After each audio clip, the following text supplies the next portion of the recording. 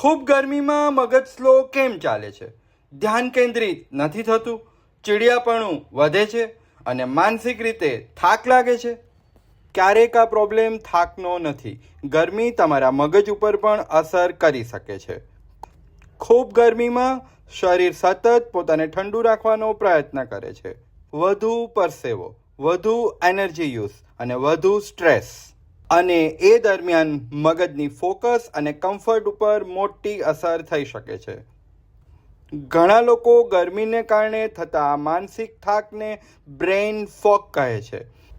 અતિશય ગરમીને કારણે મગજ શૂન્ય થઈ જવું અથવા કશું યાદ ન રહેવું એટલે કે બ્રેઇન ફોગ એ એક સામાન્ય સમસ્યા છે. પરંતુ તમે જેવા જ એસી રૂમમાં એન્ટર થશો, શરીર ઉપર હીટનો સ્ટ્રેસ ઓછો થાય છે, બોડી રિલેક્સ થવા લાગે છે અને મગજ પણ થોડું કામ ફીલ કરે છે. ખૂબ ગરમીમાં પૂરતું પાણી પીવું, થોડો આરામ લેવો અને શરીરને કૂલ રાખવું ગરમીને કારણે થતું આ બ્રેઇન ફોગ ઓછું કરવામાં મદદ કરી શકે છે. પ્રોબ્લેમ એસી નથી, બેલેન્સ જરૂરી છે. એસી રાહત કે જોખમ પૂર્ણ વિડીયો હવે લાઈવ.